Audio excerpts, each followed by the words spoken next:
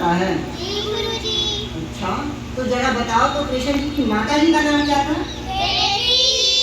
कृष्ण जी के पिताजी का नाम क्या था?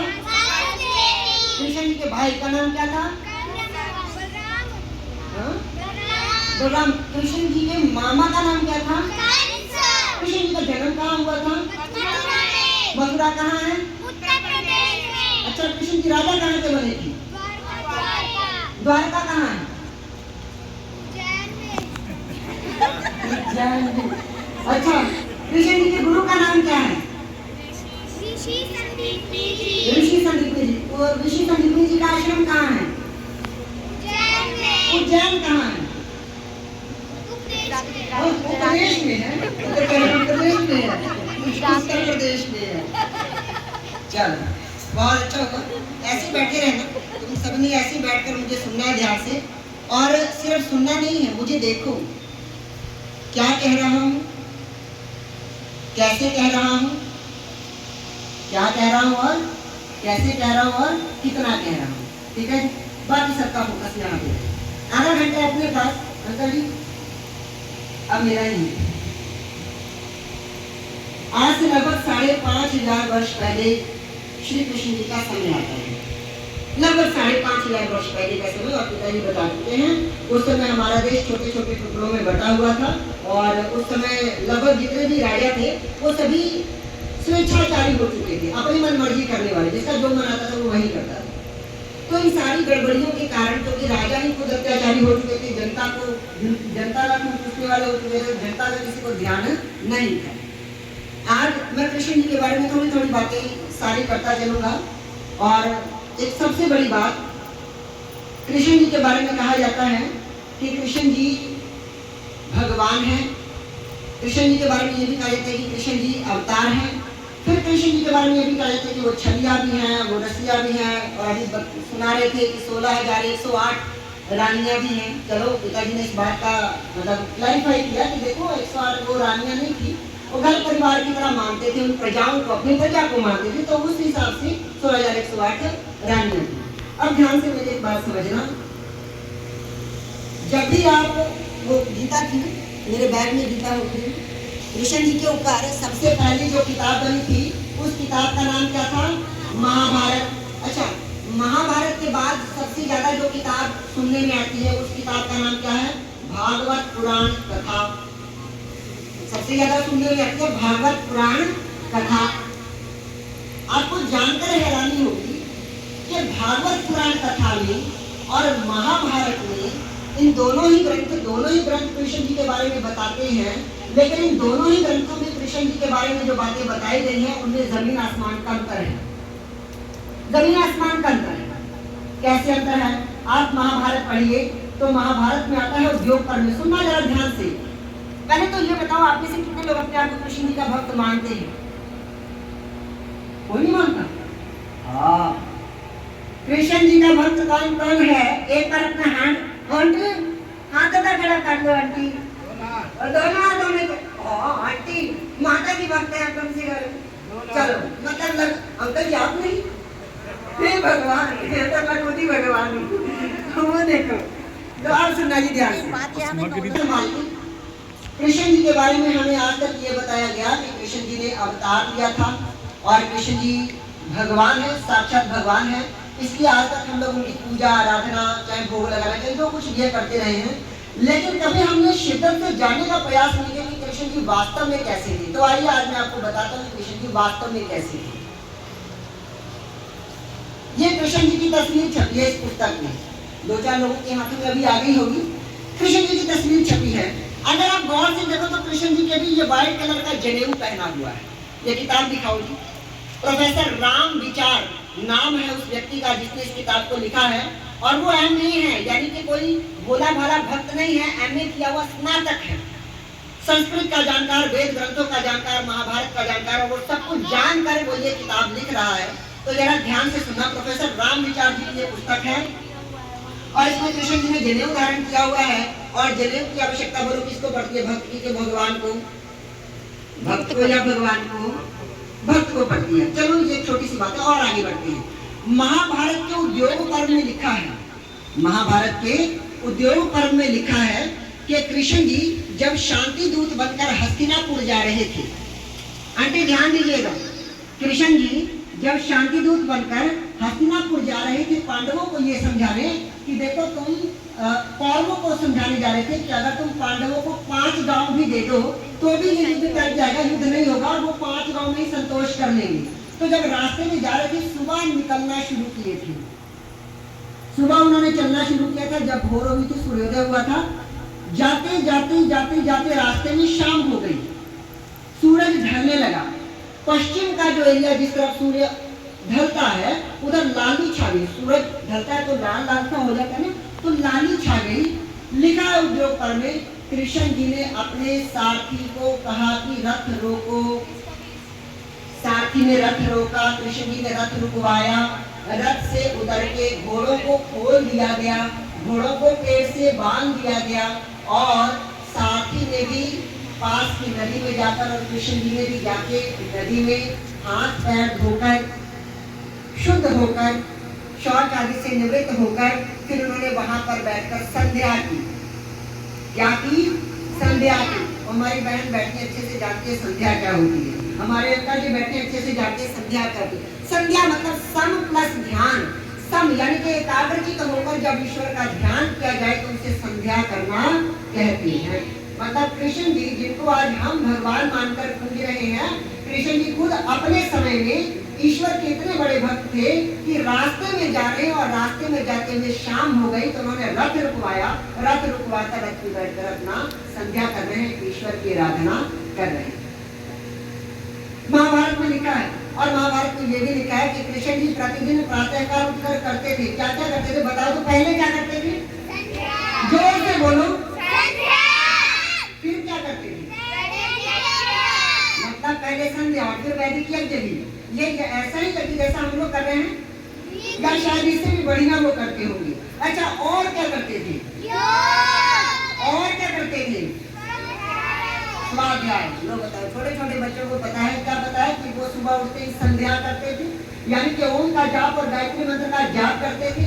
और क्या करते थे? योग करते थे, यज्ञ करते थे और स्वाध्याय करते थे। स्वाध्याय क्या होता है? कह रहे हैं ऋषि प्रणीत ग्रंथों को पढ़ना, उनका अध्ययन करना, खुद से अध्ययन करना, जानना, इस चीज को कहते हैं स्वाध्याय। अपने आप को स्वयं का अध्ययन करना भी स्वाध्याय कहलाता है। तो ये कृष्ण जी प्रतिदिन किया करते थे। मुझे बताओ क्या भगवान को जरूरत है संध्या करने की? आप लोग बताइए, भगवान को जरूरत है संध्या करने की? अच्छा आप लोग ये भी बताइए, क्या भगवान को जरूरत है यज्ञ करने की? आप लोग ये भी बताइए, क्या भगवान को जरूरत है वेद पढ़ने की?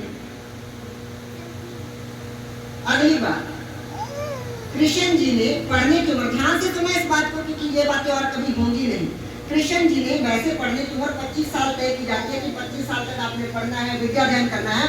शादी के बाद भी 36 वर्ष की आयु तक कृष्ण जी ने वेद पढ़े। वेदों से इतना प्यार था उनको।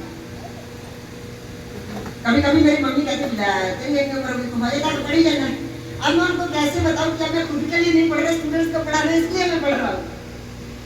कृष्ण जी तो खुद के लिए भी और जनता के भले के लिए 36 वर्ष की आयु तक वेद पढ़ते रहे। इतना वेदों से प्यार था उन्हें। और जानते हो वेदों में क्या लिखा है? जानना चाहते हो वेदों में क्या लिखा है? सुनना जरा ध्यान से। अगर मैंने अभी ये बताया है कि कृष्ण जी संध्या क्या करते थे, कृष्ण जी ईश्वर के भक्त थे और ईश्वर के परम भक्त थे, तो जाहिर सी बात है वो ईश्वर को भी जानते होंगे जिसकी वो उपासना कर रहे हैं। क्योंकि कृष्ण जी भोले भाले भक्त नहीं थे कि किसी ने कह दिया या कुछ पकड़ा दिया कि ये लोग मान लो यही तुम्हारे भगवान और माने। नहीं, कृष्ण जी पहले ईश्वर को जानते थे फिर ईश्वर को मानते थे। तो कृष्ण जी ने जिस ईश्वर को जाना, आइए आज हम भी उस ईश्वर को जानने की कोशिश करते हैं। वो ईश्वर कैसा था? अच्छा वो सुनाना तो कैसे था? शुक्रम अकायम क्या था? सह पर्यागात शुक्रम अकायम। तो पूरा मंत्र है ये यजुर्वेद के 40वें अध्याय का 8वां मंत्र है। वीडियो में रिकॉर्ड हो रहा है, मैं बोल रहा हूँ। यजुर्वेद के 40वें अध्याय का 8वां मंत्र है और उसमें लिखा है सह पर्यागात शुक्रम अकायम अवृणम अस्नाविरम शुद्धम अपाप विद्धम। मैं नहीं कह रहा, यजुर्वेद के 40वें अध्याय का 8वां मंत्र है, कोई भी यजुर्वेद खोल के देख सकता है, 40वां अध्याय देख सकता है। अब इसका अर्थ क्या होता है, जरा इस बात को भी समझो। सह पर्यावात, पर्यावात बात शब्द संस्कृत का एक धातु है, इसका मतलब होता है जाना, जाने वाला, पहुंचा हुआ। तो सह पर्यावात, ईश्वर सब जगह पहुंचा हुआ है, पहली बात हो गई। यानी कि कहीं भी ऐसा नहीं है कि वो वहां से आएगा, क्योंकि आता जाता वो है जो यहाँ है, वहां नहीं है। मैं यहाँ बैठा हूँ, मैं वहां नहीं बैठा, तो मैं यहाँ से वहां जा सकता हूँ, लेकिन मैं यहाँ भी हूँ, मैं वहां भी हूँ, मैं वहां भी हूँ, मैं वहां भी हूँ, मैं नीचे भी हूँ, मैं ऊपर भी हूँ, मैं दाएं भी हूँ, मैं बाएं भी हूँ, मैं सारी जगह हूँ। तो फिर मैं कहाँ से आऊंगा, मैं कहाँ से जाऊंगा, ये बताओ। सह पर्यावात, ईश्वर सब जगह पहुंचा हुआ है, पहली बात हो गई। अगली बात, शुक्रम अकायम, काया कहते हैं देह को, अकायम ईश्वर की कोई काया। अगली बात सुनिए, अकायम की का अवृणन, ईश्वर में नस नाड़ियां नहीं हो सकती, हमारे शरीर में नस नाड़ियां हैं, तो जिसमें नस नाड़ियां हो जाए वो ईश्वर भी हो नहीं सकता। तो इसका मतलब क्या है कि नस, ईश्वर कभी नस नाड़ियों में आ नहीं सकता। आगे, अस्नाविरम, अस्नाविरम ईश्वर में कभी घाव नहीं हो सकता, फोड़े फुंसियां वगैरह कुछ नहीं, कोई घाव नहीं हो सकता, कोई रुधिर नहीं बह सकता, रक्त की कण ईश्वर के लिए नहीं। फिर कहा शुद्धम, ईश्वर सदैव शुद्ध है, वो कभी भी अशुद्ध नहीं होता। फिर कहा अपाप विद्धम, ईश्वर को कोई भी पाप वेद नहीं सकता, कोई भी पाप छू नहीं सकता। भाइयों बहनों माताओं देवियों सज्जनों, आप ध्यान से सोचना, आज तक की उम्र तक आपने ऐसी कितनी ही कथाएं सुनी होंगी जिसमें स्वयं ईश्वर को ही किसी ने उठा के श्राप दे दिया है। मैं नहीं कह रहा, आपने सुनी होगी कहीं ना कहीं, ईश्वर को ही खुद को श्राप दे रहा है। और वेद क्या कहते हैं, और पाप विद्यम, ईश्वर को कोई पाप छू तक नहीं सकता, तो फिर श्राप देना तो कहां ही रह गया। इस एक मंत्र में ईश्वर ने अपना स्वरूप बता दिया है कि मैं ऐसा हूं। और आज जब हमने वेद के मंत्र पढ़े ना, निकाले थे ना उस थैले से वेद, उस वेद में क्या लिखा था, आज्ञा का पालन करो, ईश्वर की आज्ञा का पालन करो। तो एक बात बताओ, अगर आज ये ग्रंथ हमने पढ़े हैं, आज ये वेद हमने पढ़े हैं, और ये वेद हमें समझा रहे हैं कि ईश्वर एक है और उसी एक की उपासना होनी चाहिए, उसके अलावा किसी और की उपासना नहीं होनी चाहिए, तो क्या कृष्ण जी महाराज किसी भी और की उपासना कर लेंगे? मुझे बताओ, कर लेंगे क्या? क्यों कभी कर लेंगे क्या? उस एक ईश्वर को छोड़कर और किसी की उपासना कृष्ण जी कभी भी नहीं करेंगे। अब उस एक ईश्वर की उपासना करें कैसे, वो है कौन, उसका नाम क्या है, आइए देखते हैं, इन वेदों में जानने का प्रयास करते हैं। ये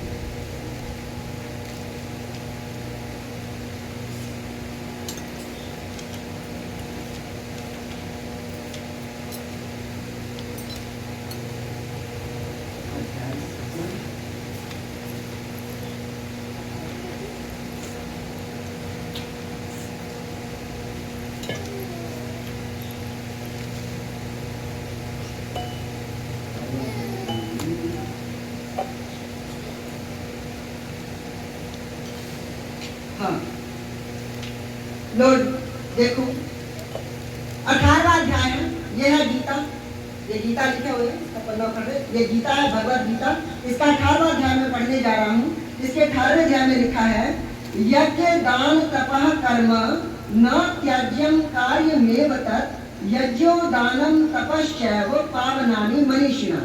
तो गीता के 18वें अध्याय के 5वें श्लोक में कृष्ण जी महाराज ये कह रहे हैं कि यज्ञ करना, दान तथा तपस्या के कर्मों का कभी भी परित्याग नहीं करना चाहिए, इन्हें कभी भी छोड़ना नहीं चाहिए।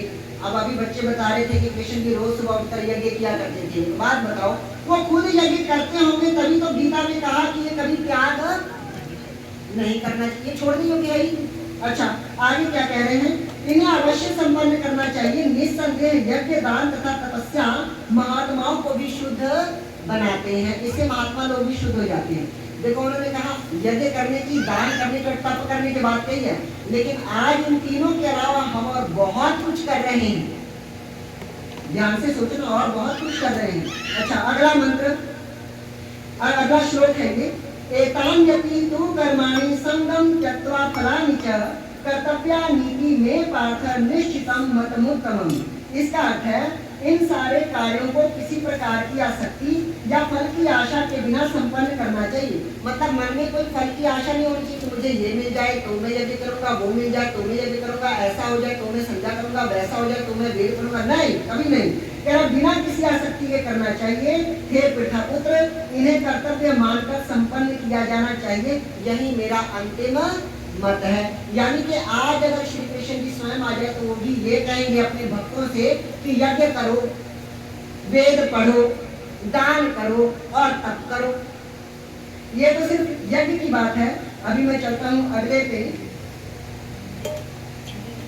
8वां अध्याय,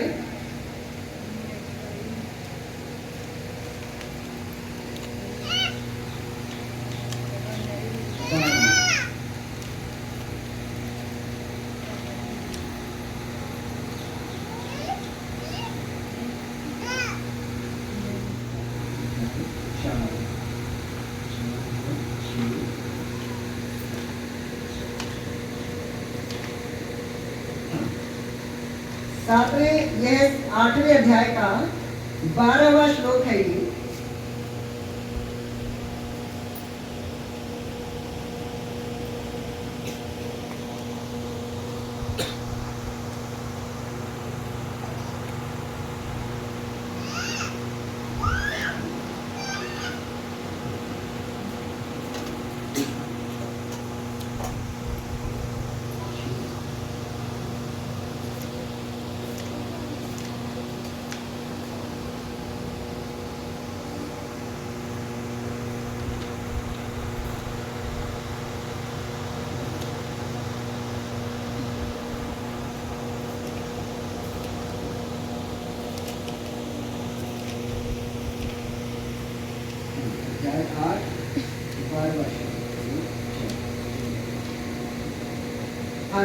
लोग जरा ध्यान से सुनेंगे।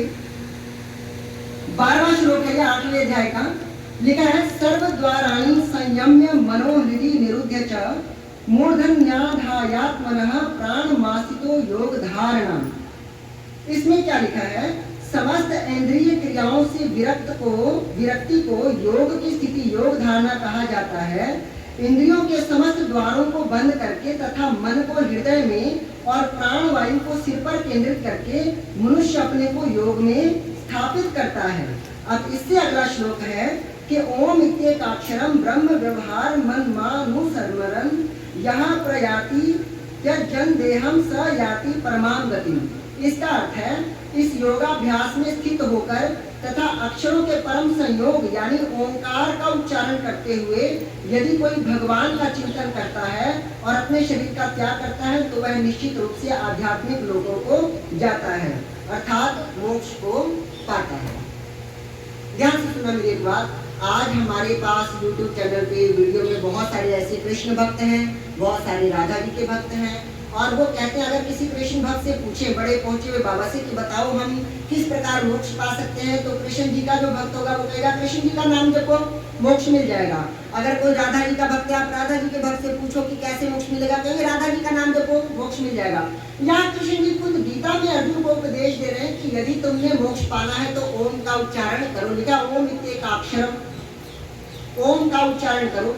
तो इन बातों से स्पष्ट होता है कि कृष्ण जी भी यज्ञ किया करते थे। और इससे पहले वाले श्लोक में जो अभी मैंने पढ़ा उसमें कहा मन और इंद्रियों को स्थित करके, यानी कि इंद्रियों को योग द्वारा समाधिस्थ करके हमें संध्या करनी चाहिए, ईश्वर का ध्यान करना चाहिए। इसलिए कृष्ण जी संध्या भी किया करते थे। तो ये गीता का प्रमाण था, गीता से दिखाना जरूरी था, तो मैंने गीता से दिखा दिया। अब आते हैं प्रोफेसर राम विचार जी की पुस्तक में। ये पुस्तक जिन लोगों के हाथ में जरा देखो, पेज नंबर 46 खोलना है, पेज नंबर 46 46 जुए के विरोधी। यहाँ देखो लिखा होगा जुए के विरोधी, पेज नंबर 46। ये पकड़िए, मैं कहूँगा पेज नंबर 46 जहाँ लिखा है जुए के विरोधी।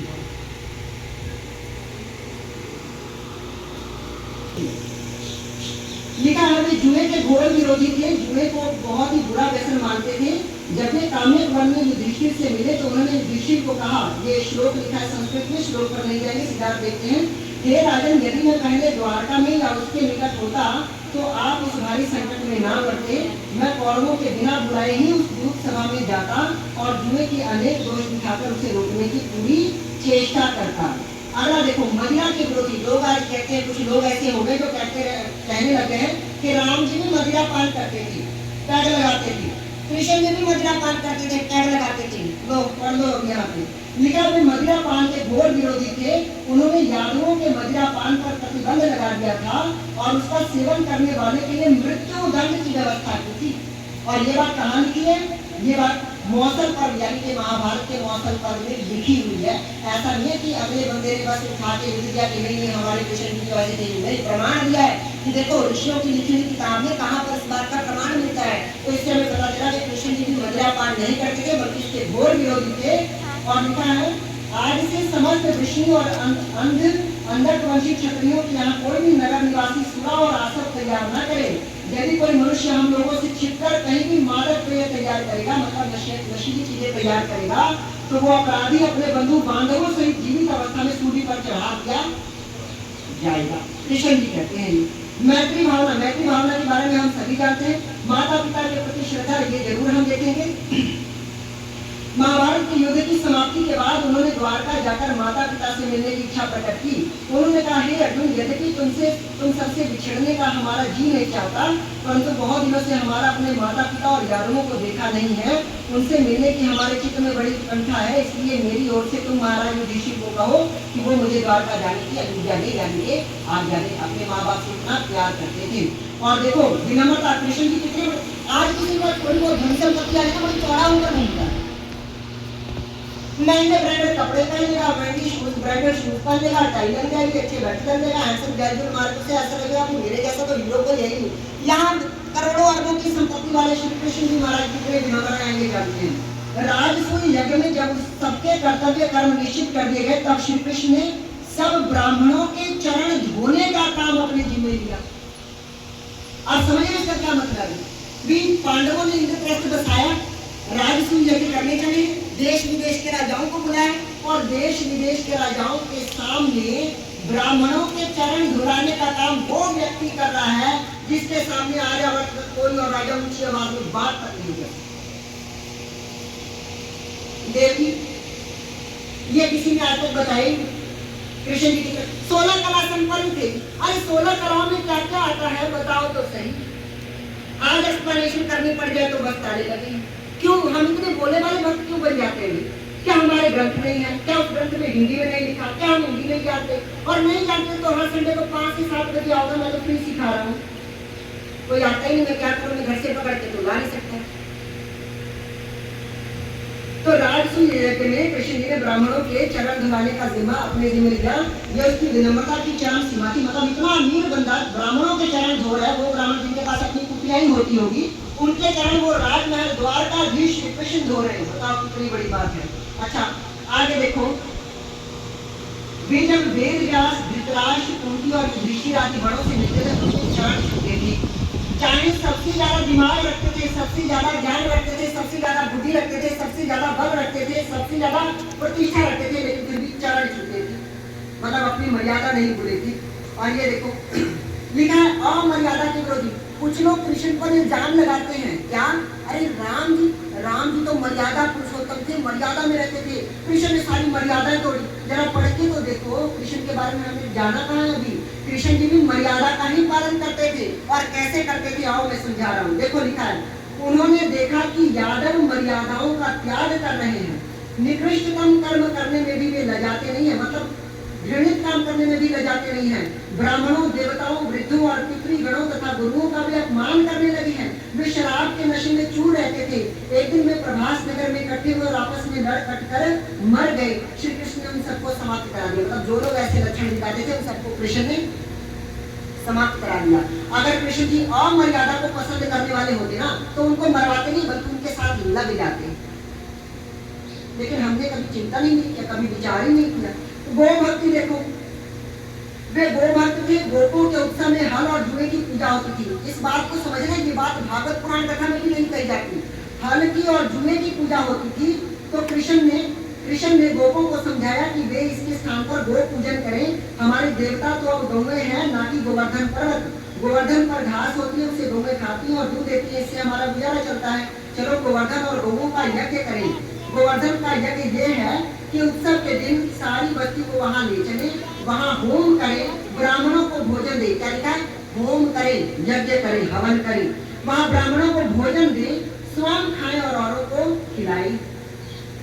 ये सारी बातें हो रही थी। अच्छा, ईश्वरोपासक, ये सबसे फेवरेट पॉइंट है मेरा, ईश्वरोपासक। जरा ध्यान से पढ़ लेना सभी, और पेज नंबर है ये 49, 49 है, पेज नंबर 49, अगला 50, 49 पे लिखा है श्री कृष्ण ईश्वरोपासक थे। ये बात भक्तों आज तक आपसे किसी ने नहीं कहीं कही होगी, चाहे कितना ही बड़ा अंतर्राष्ट्रीय बाबा होगा, कभी किसी ने चर्चा नहीं की होगी। मैं चर्चा कर रहा हूँ, ध्यान से सुना इसको। ईश्वरोपासक, श्री कृष्ण ईश्वरोपासक थे। वे नित्य प्रति संध्या, हवन, गायत्री जाप करते थे। यदि वे स्वयं ईश्वर थे तो क्या ईश्वर अपनी उपासना खुद करेगा? दूध कर्म पर जाते समय मार्ग में सूर्यास्त के समय उन्होंने रथ रुकवाकर संध्या की। लिखा हुआ है महाभारत के योग पर्व में ये सारी बातें आई हैं। जब सूर्यास्त होने लगा तब श्री कृष्ण ने शीघ्र ही रथ से उतरकर रथ खोलने का आदेश दिया और पवित्र होकर संध्योपासना में लग गए। और यहाँ तक कि जब विदुर के यहाँ भी गए थे, दुर्योधन उनको बंदी बनाने की कोशिश की। बंदी बनाने के बाद बंदी तो बना नहीं पाया, बाद में कहते चलो आओ छड्डो पर आना, आओ हलवा पूरी के खीर खाइए। कृष्ण ने रखा अपने छप्पर को, आप देखो सानू लोड़ नहीं है। पहली गल भोजन वो करता भी जेड़ा दीनहीन होवे, जिहदे कोल कुछ कख ना होवे, ते दूजा वो करता है जिहदे नाल मैत्री होवे। तेरे नाल मेरी मैत्री है नहीं, तेरे मेरे विचार मिलते नहीं तो मैत्री है नहीं, ते मैं दीनहीनता है नहीं, तेरे तेरे के भोजन करेगा कोई मतलब ही नहीं बनता। अच्छा बनी, एक बार मैं एक सवाल पूछता हूँ, बस 4 मिनट रह गए, मैं वो खत्म कर ला, फिर पूछ लो दाब के। तो कृष्ण जी ने कहा कि तेरी मेरी मैत्री। विदुर के यहाँ जब गए ना, विदुर के यहाँ साग खाए कृष्ण जी ने, और वहां पर जाकर भी संध्या बंधन करने का वर्णन मिलता है। मतलब ईश्वर की उपासना करने का कहीं कोई मार्ग वो नहीं छोड़ते थे। अब इसके बाद जो लिखा है ना पन्नों पे, सुन लेना जरा ध्यान से, मैं वो बोल के आपको सुना नहीं सकता, इतना घटिया लिखा होगा। अब आप कहोगे कि प्रोफेसर रामविचार जी पढ़े लिखे थे तो इतना घटिया क्यों लिखा? उन्होंने इसलिए लिखा ताकि आप लोगों को बताया जा सके कि आज जो ग्रंथ आप लोगों को पढ़ाए जा रहे हैं, उन ग्रंथों में कृष्ण जी के प्रति कैसे कैसे लांछन लगाए गए हैं। वो लांछन हम यहाँ सुना नहीं सकते वीडियो के सामने, आप लोग खुद से पढ़ लेना। और इसका प्रमाण भी अगले ने दिया है कि ये बातें कौन से ग्रंथ में लिखी है, इसलिए मैं इसको नहीं पढ़ूंगा। मैं सीधा ये पेज टपा देता हूँ। मैं सीधा एंड वाले पेज पर जा रहा हूँ। ये देखो, यहाँ बिल्कुल सीधे आ जाओ। महाभारत काल के सर्वमान्य पुरुष, यहाँ आ जाओ। महाभारत काल के सर्वमान्य पुरुष, लास्ट पेज है ये, बिल्कुल लास्ट वाला पेज है। यहाँ पे लिखा महाभारत काल के सर्वमान्य पुरुष।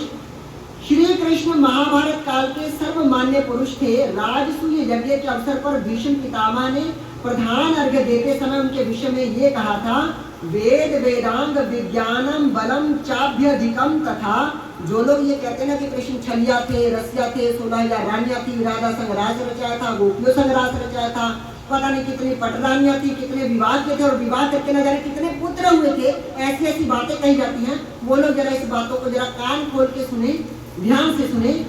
खुद भीष्म पितामह कह रहे हैं, उस जमाने का सबसे बुजुर्ग व्यक्ति कृष्ण जी के बारे में क्या कह रहा है, वेद वेदांग विज्ञानम बलम चाभ्यधिकम तथा नृणाम लोके हि को अन्यो अस्ति विशिष्टः केशवाद्रिते दानं दक्षं श्रुतं शौर्यं ह्रीः कीर्तिर्बुद्धिरुत्तमा सन्नतिः वीरधितुष्टुष्टिः पुष्टिश्च नियताच्युते। इसका अर्थ है श्री कृष्ण वेद वेदांग के ज्ञाता तो हैं ही, बल में भी सबसे अधिक हैं। खुद भीष्म पितामह बोल रहे हैं। सभी पांडवों और देश विदेश की राजा जहां बैठे हैं वहां ये बात बोली जा रही है कि कृष्ण जी से बढ़कर और कोई नहीं, श्री कृष्ण के सिवा इस युग के संसार में मनुष्य में दूसरा कौन है? दान में, दक्षता में, शास्त्र में, शास्त्र ज्ञान में, शौर्य में, आत्मलज्जा, आत्मलज्जा। जो कहे ना आज के बाद की मनिहारी का वेश बनाया और शाम चूड़ी बेचने आया, मैया यशोदा पनघट पे पकड़े मेरी कलैया है कन्हैया ये तेरा। आज के बाद अगर कोई ऐसा सुनाए ना तो जरा उसे ये सुनाना। और ये कहाँ लिखा है? महाभारत के सभा पर्व में लिखा है, खुद भीष्म पितामह जी कह रहे हैं, क्या कह रहे हैं कि आत्मलज्जा, कृष्ण में ये गुण है आत्मलज्जा का। तो जिसमें आत्मलज्जा हो, ये सारे कर्म जो हमें सुनाए जाते हैं ये संभव ही नहीं है, संभव ही नहीं है, पॉसिबल ही नहीं है। आत्मलज्जा, कीर्ति, उत्तम बुद्धि, विनय, श्री, धृति, तुष्टि और पुष्टि, ये सभी गुण श्री कृष्ण में विद्यमान हैं।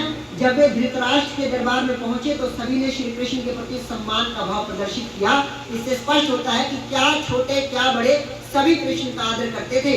और जैसा चरित्र आज हमें कृष्ण का दिखाया जा रहा है, बंधुओं, अगर ऐसा चरित्र होता ना हमारे कृष्ण का, तो ये सब लोग सम्मान नहीं कर रहे होते कृष्ण जी का। और भीष्म पितामह जो सबसे बुजुर्ग व्यक्ति है, वो सबसे बुजुर्ग व्यक्ति कृष्ण जी के बारे में इतनी बढ़ चढ़ कर बातें ना कहता। और इससे भी बड़ी महानता जानते हो क्या है? जब कृष्ण जी का विवाह हुआ था ना रुक्मिणी जी से, तो उस विवाह के 12 कृष्ण जी कहते हैं अश्वत्थामा से, महाभारत का युद्ध होने से पहले अश्वत्थामा को बताते हैं कि जब मेरा रुक्मिणी से विवाह हुआ तो मैंने अपनी पत्नी सहित 12 वर्ष तक ब्रह्मचर्य में रहकर तप करके पुत्र रतन की प्राप्ति की। मतलब एक हस्बैंड एक वाइफ, नौजवान लड़का नौजवान लड़की, दोनों की शादी हो चुकी है, शादी के बाद वाला जीवन शुरू हो चुका है, नो फिजिकल रिलेशन, ब्रह्मचर्य का पालन करें। और 1 2 3 दिन 4 दिन 5 दिन 6 महीना 10 महीना नहीं, 12 वर्ष तक ब्रह्मचर्य का पालन किया है। शादी के बाद जिसने 12 वर्ष तक ब्रह्मचर्य का पालन किया हो, उस पर कोई कैसी ये लांछन लगा सकते हैं? तो बुद्धि से पड़े, या किसी और को अगर ये समझ में आता हो तो मुझे समझाए। कम से कम मैं तो ऐसे कृष्ण का भक्त नहीं हूँ जो रास रचैया था, छलिया था, रसिया था और जिसकी 16 या 108 रानियां थी, जिसके साथ शादी की। नहीं, मैं ऐसे किसी कृष्ण का भक्त नहीं हूँ और मैं ये वीडियो में रिकॉर्ड के सामने बोल रहा हूँ। उम्मीद है इन सारी बातों से आप लोग समझे होंगे। इसलिए महर्षि दयानंद सरस्वती जी ने कहा है कि अगर कृष्ण जी का असली चरित्र आपको जानना है ना, तो भागवत पुराण कथा नहीं या कोई और पुराण नहीं, महाभारत पढ़ो। महाभारत में कृष्ण जी का चरित्र सबसे ज्यादा उज्जवल है कि कृष्ण जी ने जन्म से लेकर मृत्यु तक कभी कोई गलत कार्य नहीं किया है। ये बात महर्षि दयानंद जी ने कही है।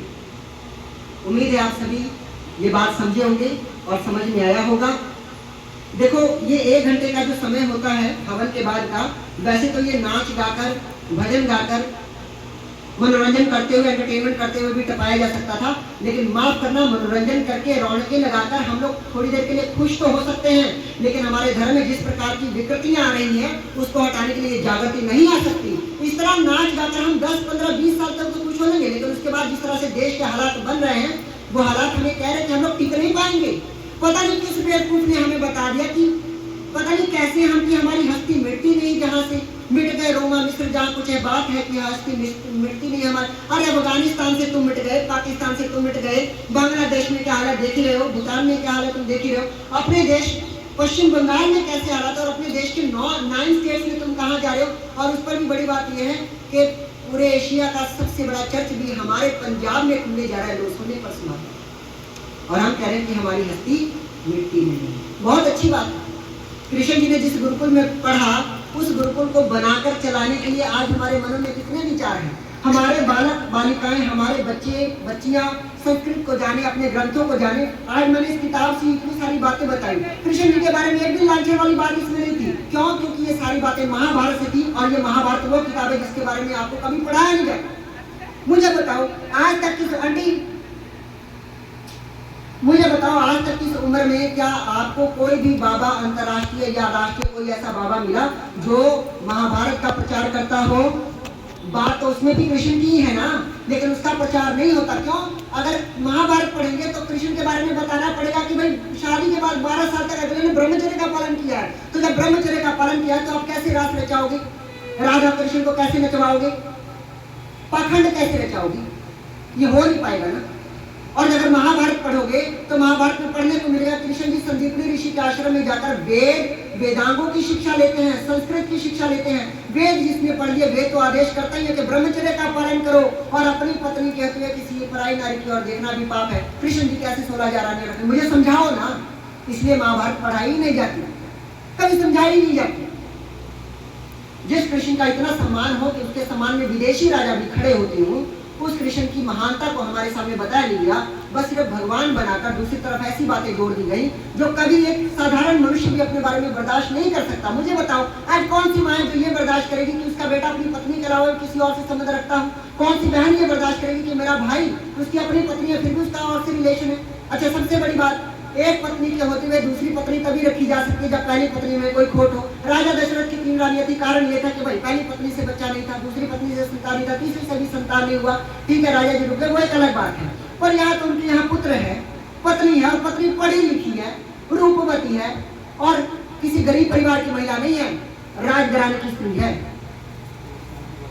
इतनी सारी बातें जिस पत्नी में है, जिस परिवार में, उस परिवार को छोड़कर कृष्ण जी कैसे लक्षण दिखा सकते हैं? ये नहीं हो सकता। तो आज हम लोगों को जरूरत है जागरूक होने की, समझने की, क्योंकि सिर्फ एंटरटेनमेंट करके हम लोग ये सारी बातें नहीं रख सकते। इन्हीं सारी बातों के साथ मैं अपनी वाणी को विराम देता हूँ। हाँ जी, आपका क्या प्रश्न था? अब प्रश्न का समय खत्म हो ओम द्रौ शांतिरंतरिक्षं शांति पृथ्वी शांतिरापः शांतिरोषधयः शांति वनस्पतयः शांति विश्वे देवा शांति ब्रह्मा शांति सर्वं शांति शांतिरेव शांति सामा शांतिरेधि। ओम शांति शांति शांति। जो बोले सो अभय वैदिक धर्म की जय हो। महर्षि दयानंद महाराज की जय हो। गुरुवर विद्यानंद महाराज की जय हो। मर्यादा पुरुषोत्तम श्री रामचंद्र महाराज की जय हो। योगीराज योगेश्वर श्री कृष्ण महाराज की जय हो। भारत माता की जय। गौ माता का पालन हो, आर्य समाज अमर है, वेद ज्योति जगत रहे, ओम तनकाम चले, प्राणियों की सद्भावना हो, विश्व का कल्याण हो, वैदिक ध्वनि